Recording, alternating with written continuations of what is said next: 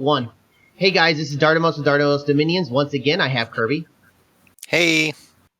And I have with us the Ermor player, Novella how do you say that? Novelle Sarah Sear.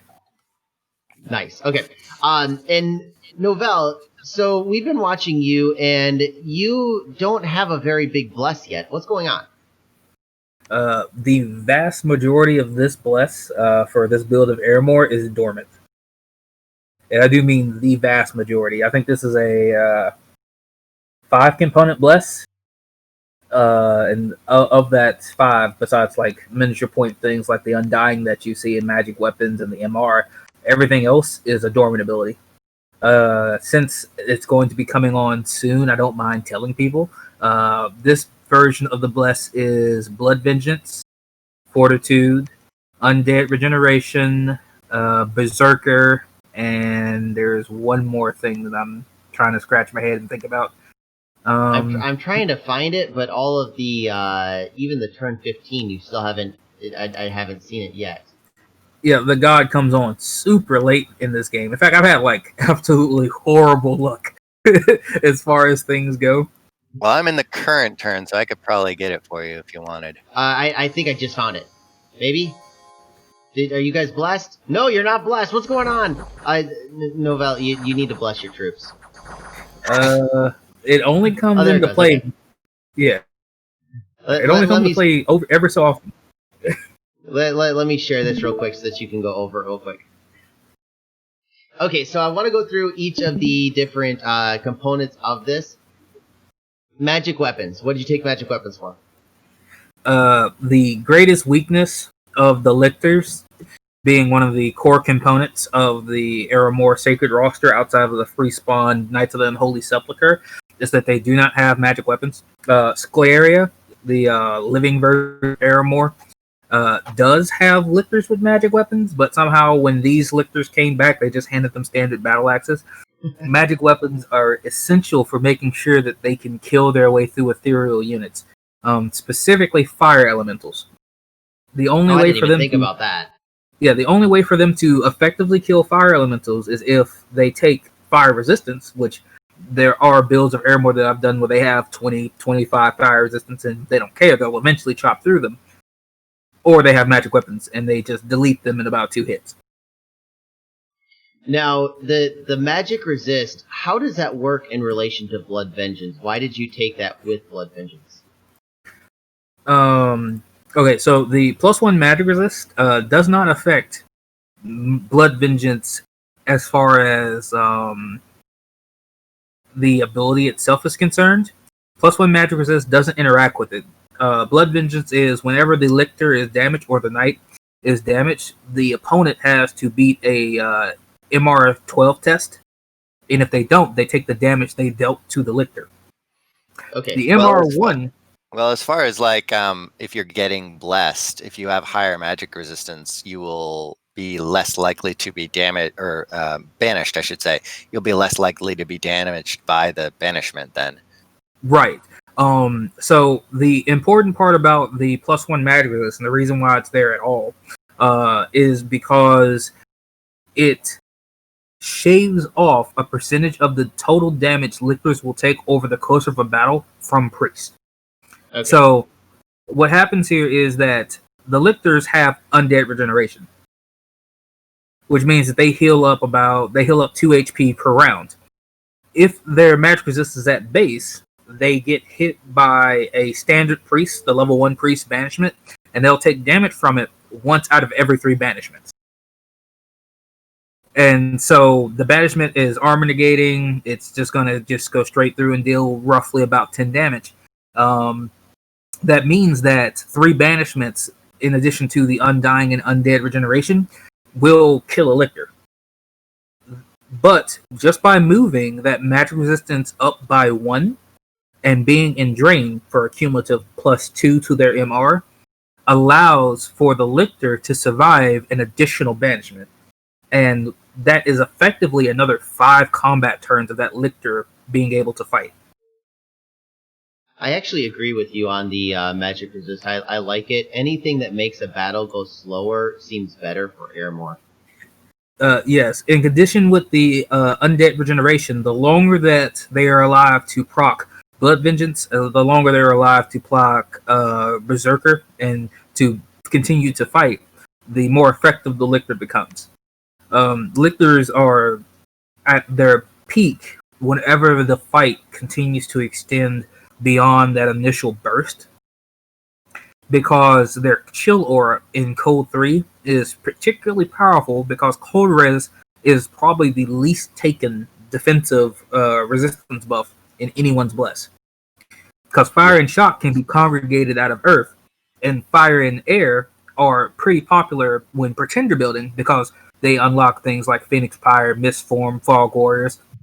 But Water is very, very specific.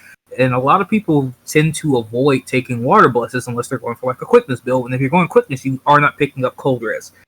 Cold res is like the least seen resistance out of everything from my Dominion's experience. I agree, and I see a lot of defense 2 where they take the defense 2+. Yeah, over picking cold res. Well, what happens there is that people vastly underestimate the number of lictors I can produce.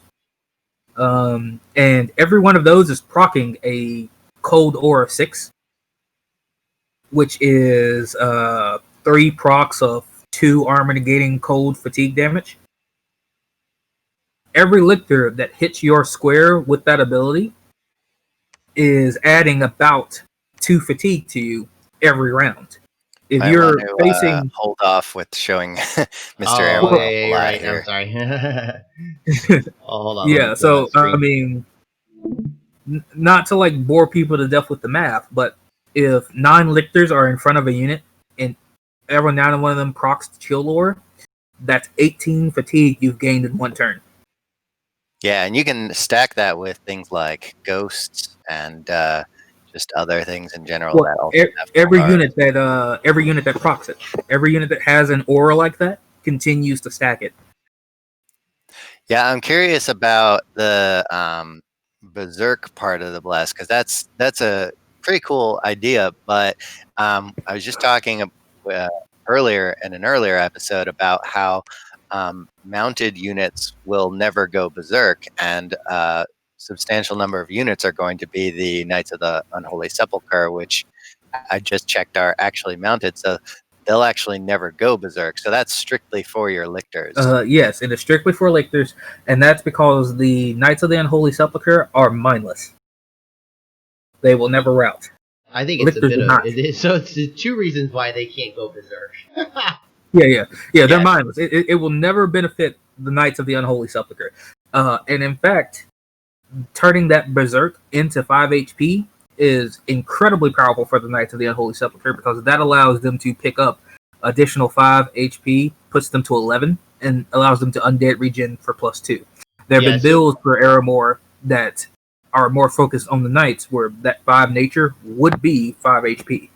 So it sounds like there's 2 different options. You could either go Berserk or hit points +5, and one is good for lictors, and the other one is good for Knights. There you go. Okay, yeah. Yeah. So keep going. Oh yeah, well, so the point of this though is that lictors are not mindless. And what happens here is that eventually you reach a point in the game where everyone's mass evocations functionally kills all the undead chaff Ermor can spawn, because they never get higher than 6 HP. Yeah. And that makes for a massive HP pool that you get the auto route ability once you get past, I think, 75% of that, where your army will just route because the total HP pool of the army you brought has just been whittled down. And so for every 4 skeletons, you basically have the HP pool of a lictor, which is 20. The problem is, of course, is that I will never have as many lictors as I can bring undead chaff. Yeah. So I need that chaff sieging. I need it to just soak evocations and just be generally annoying. Same thing that Scalaria does. But eventually enough Astral Tempest, Firestorm, a ton of other things that they can do will blast away so much of that undead that the lictors will leave.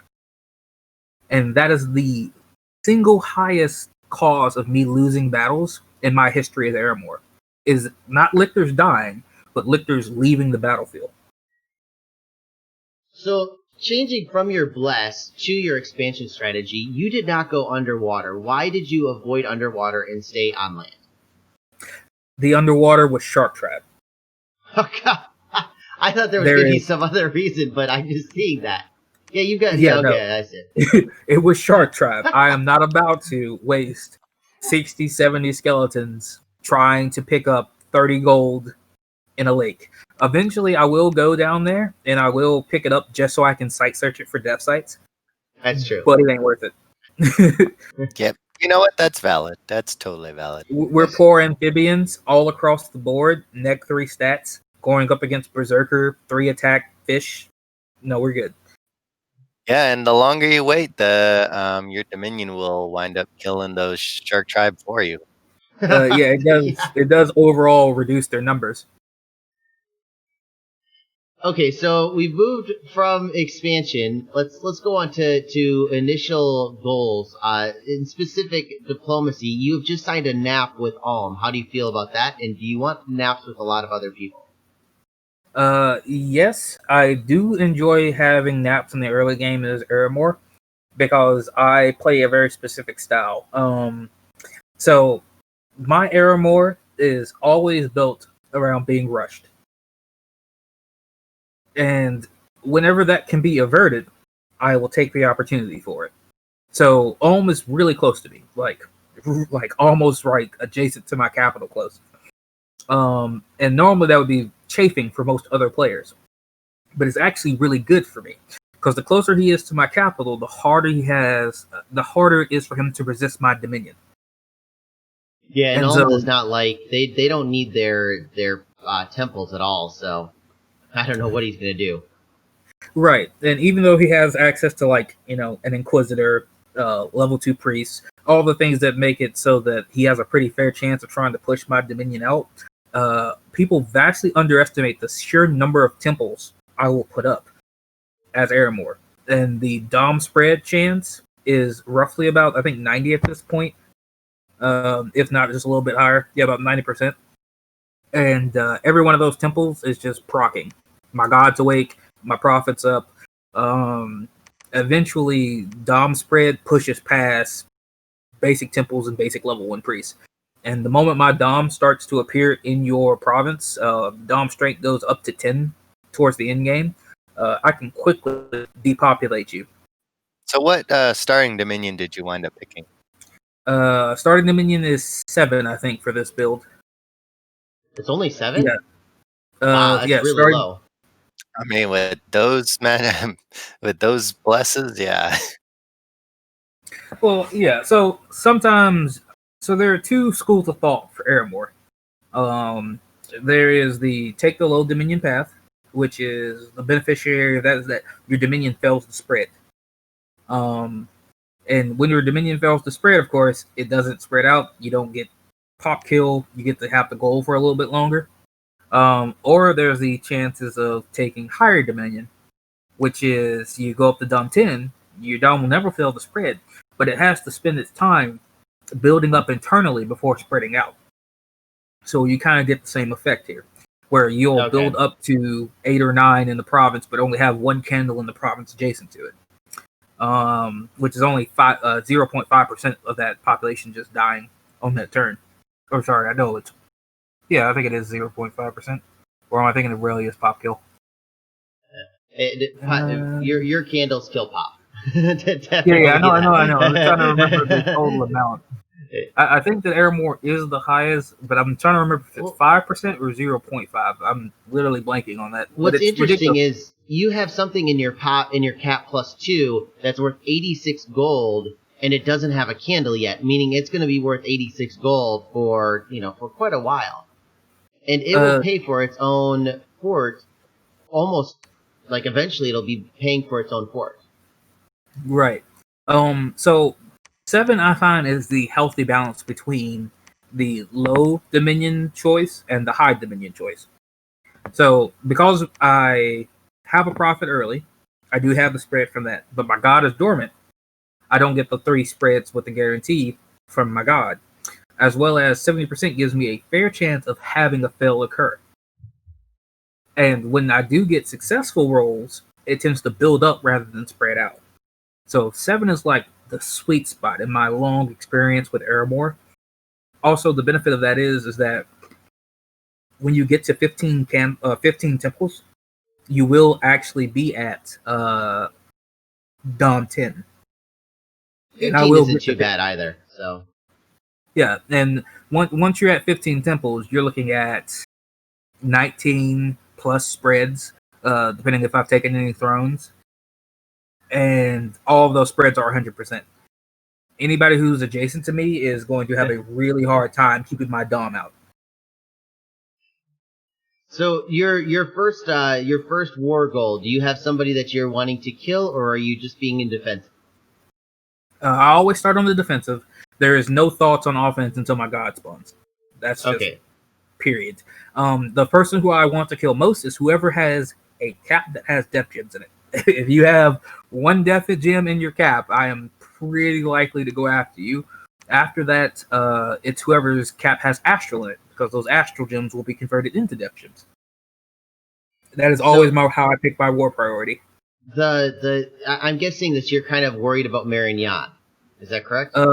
Yeah, Marignan is my mortal enemy. I mean, just everything that Marignan touches is just bad for me. Holy Pyre is a disgusting spell when it comes to killing off undead. Thank God it's being cast by humans, because Blood Vengeance means that once they hit a lictor with it and they fail that MR check, they just die, which is the entire reason why Blood Vengeance is worth it. Like, because Holy Pyre does unreasonable amounts of damage to undead. Secondly, Marignan, like, just even looking at Marignan is painful, because even if I beat them, even if I take their capital kills demons undead. and undead. Yeah, it kills undead. So just sitting on the capital after I've taken it immediately removes about half of my free spawn. And not only that, dude, remember, it doesn't have blood. Like, Blood Vengeance doesn't affect it. Yeah. Nothing prevents that from popping off. So, obviously, you want the capital, but just holding it in and of itself is a pain in the butt. So, Marignan has plenty of ways of getting anti-undead things. They have access to the thug item Mercy Brand. Oh, jeez, I forgot about that. Yeah, which is 20 armor negating fire damage. They've also got a pretty easy option to make the flambeau as well, if I remember correct. Right, for times 3. That is a giant mistake, and if he ever equips that on something, I will be so happy. I will be smiling ear from ear. There's something that casts a spell that kills undead. That's the Herald Spear. Yeah, I think. Yeah. Yeah, there are a ton of the biggest thing that you can do for me when you want to go out and kill undead is pick any of the ×3 damage to undead abilities or spells or items or anything like that, because I have Blood Vengeance and you can stack MR up to the 9s and you might kill 20 or 30 or 40 lictors, but it only takes you popping one lictor for 50 with that item to just instantly give yourself. Okay, dude. Well, we got to get the turn done. So I really appreciate you joining. It's been really cool getting, because I know we had a bunch of questions about your Ermor, and you've done a good job of answering most of them. And we will probably catch up with you. Thanks. I know that you're in a war now, and I don't want to give anything away, but when we get there, we will probably be talking to you. Oh yeah, man. I'll be happy to fill you guys in on some of the cool little tricks going on there. Okay, dude. Well, Kirby, let's go back to Table B.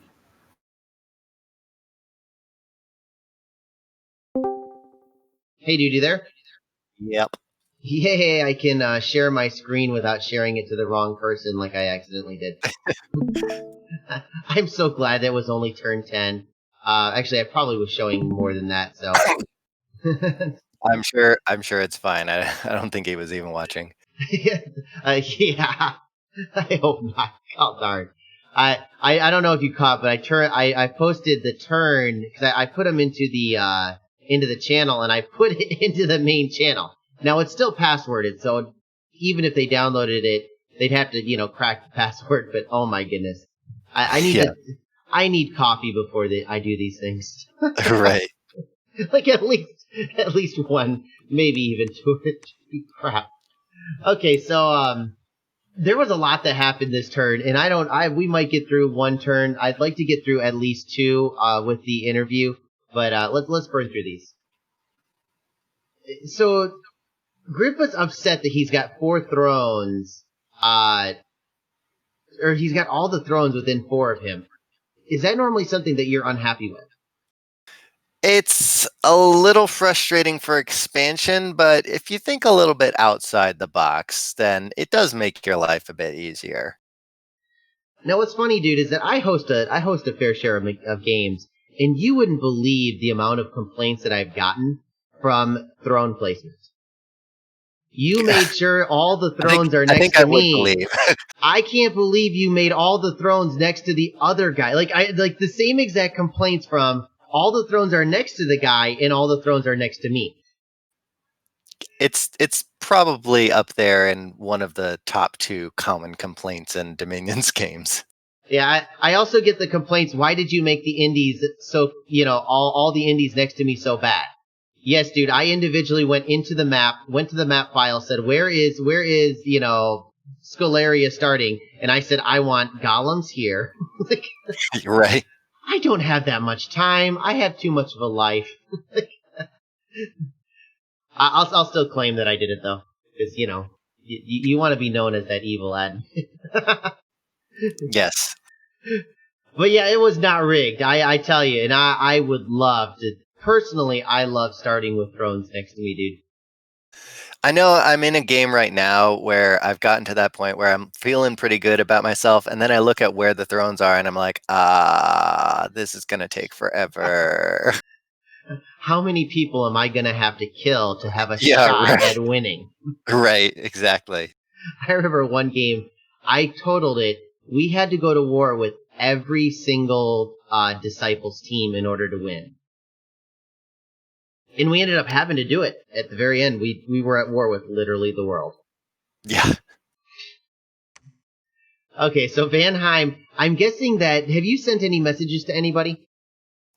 No, I have not. I kind of wish Valen could tell me what he sent to Vanheim, but I think that he was critiquing the formation, and I think it went bad for Van. Yeah, I mean, we can. Well, if you go back in the previous turns, you can see what messages our nation is sending. But I think, I don't know. I got the raw turns. If he sent right, okay. Yeah, I don't have the turn that he did. So yeah. That'll be Balin's little secret. We have another. Wait, we had another message from Satis too. There's 2 messages there. Oh, and his commander did not get sniped by javelins. His commander went up, gave troops gigantic cogs, and sure, danger close javelins right there. Blame the javelins when it's the scripting, dude. Blame the javelins when it's the scripting. If you're really, really far away, the javelins won't be able to reach you. Yeah, exactly. Okay, I don't know what he's going to blame this on, though. Yet again, Lion Tribe are normally some of the easiest indies, but when you don't have shields, and they have short bows and javelins, you just die. And combustion too. Okay. Shields or helmets. And that's unlucky because that's what, a 10% chance to get a fire on random on a Lion Tribe guy? You're right, it is. It's the 10% for either the fire or the blood, if I remember correct. I think blood is Mictlan. I think... oh, you're right. Those are the... I don't remember what Lion Tribes have. I mean, we can just check later. Oh, yeah, 10% for one of them. So it was a 10% and then a 25% on top of that. So, yeah, 4% chance. Nice. Or 2.5% chance. So, needless to say, poor Grippa. Okay, once again, underwater. More attrition. Wow, it's actually really high. Oh, it's because their troops are crap. I bet they lost more to when they hit the when they hit the archers than what they did from the archer fire. Yeah, all of the horse tribe have light lances, don't they? Too. That'll get you too. Oh, it's now they're just trading javelins. Okay, let's see how many are dead at this point. Look at this. There's nothing dead. He has one dead before he actually hits them, and then once they actually hit him, that's when they actually take losses. That's pretty amazing. Yeah, that kind of shows you what especially a tower shield can do. Okay. Oh, they started to retreat. Okay. Sorry, guys. Bad timing. That was pretty close. Oh, and the commander was up there with them too. Why is he so... Oh, the range is based on strength and he's weakened. Mm-hmm. This is absolutely hilarious.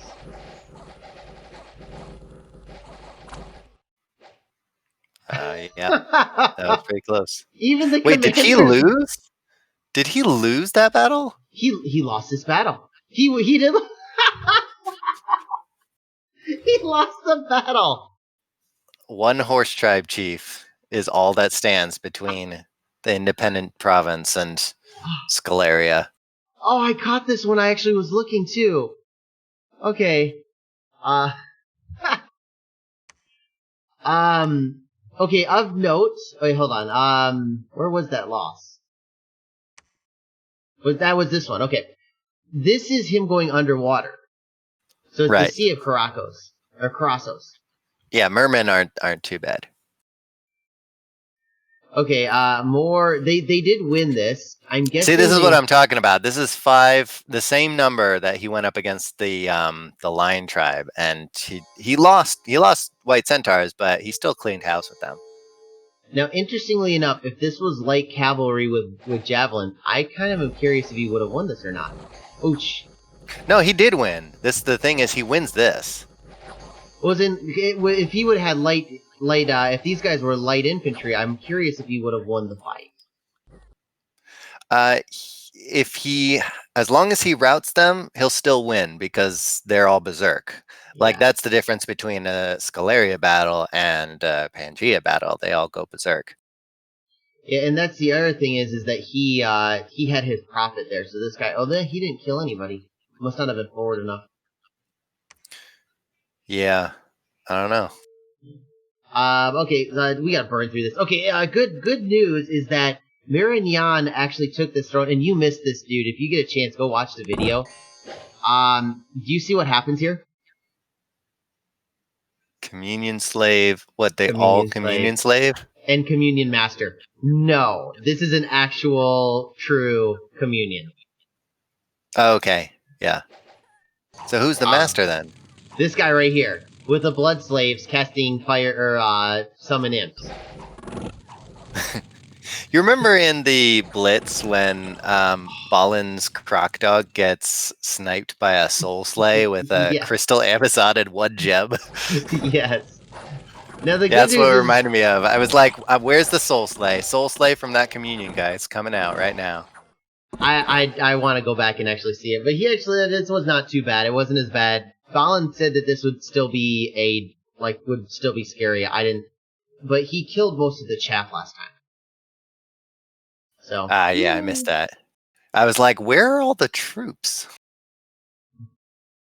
Okay, so of interest, this is our first bounce. So let me burn through this really quick and get to the bounce.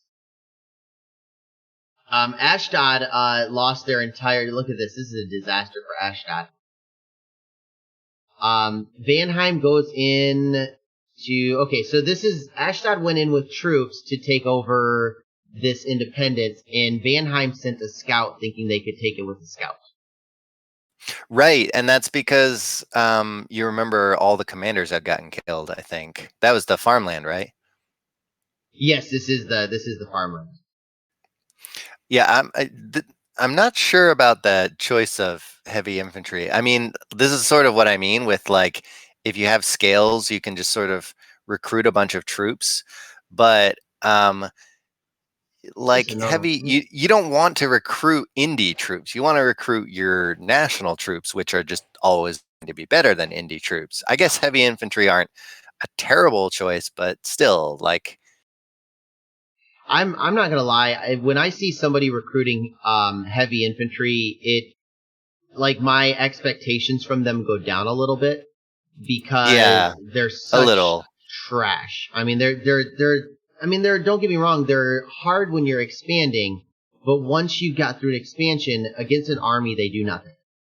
Yeah, the only reason I would recruit like indie troops is like to get militias if they're literally the cheapest thing that you can get for like patrol chaff, but never for like actual combat related reasons.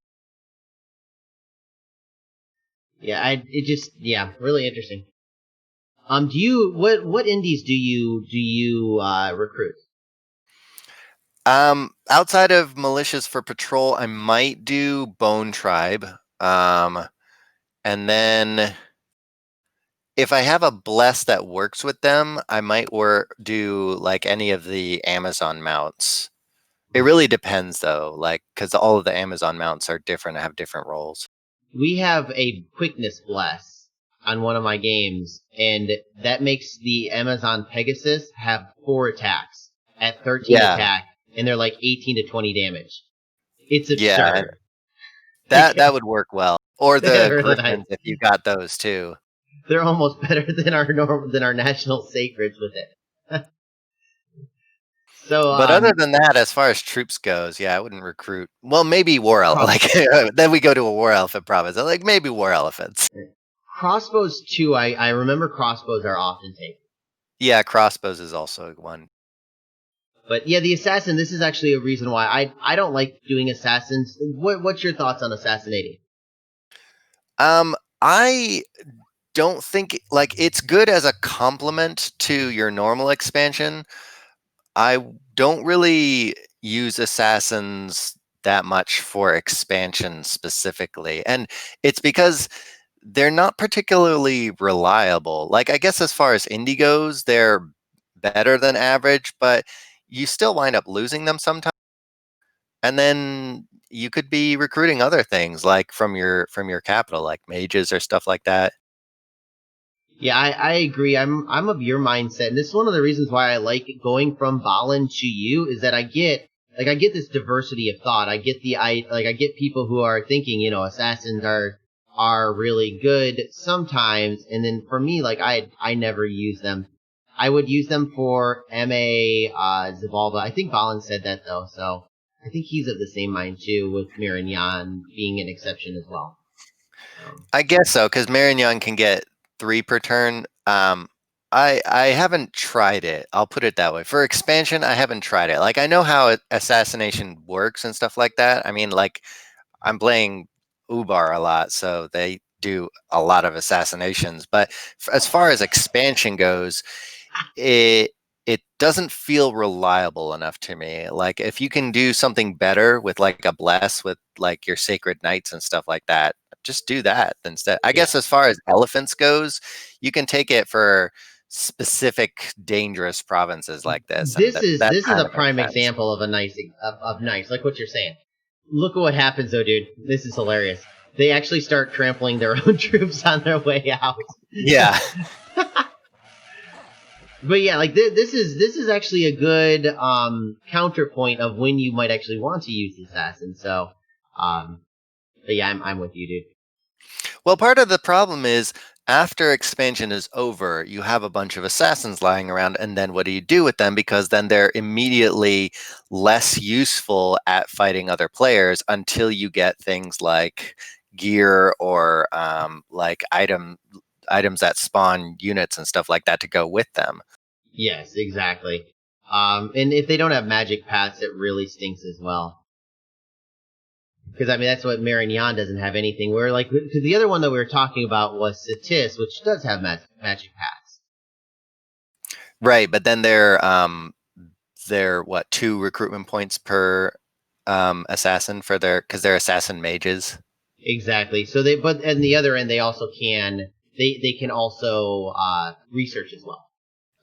Yeah, but then even then, like they're not as good assassins until you get actual magic for them. So like for expanding, you wouldn't really want to use like empoisoners for expansion because just a regular knight commander can just run up and lance you in the face. So yeah, Grippa was saying that he was using them for expansion. oh well, good luck, I guess. I haven't seen any of them succeed yet. I think that I waved them off around turn 7 or 8. I think I told him like, don't, you need to stop. It's not going to work ever. But, Yeah, you need a little bit of magic to back them up. At least like swarm or something like that. Okay, dude. I think we're running long. I think that we're gonna have to do one turn for this episode. Yeah. But yeah, thanks for joining me again. Thanks for taking Balin's place. And yeah, we'll see you guys in the next one. All right. See you later.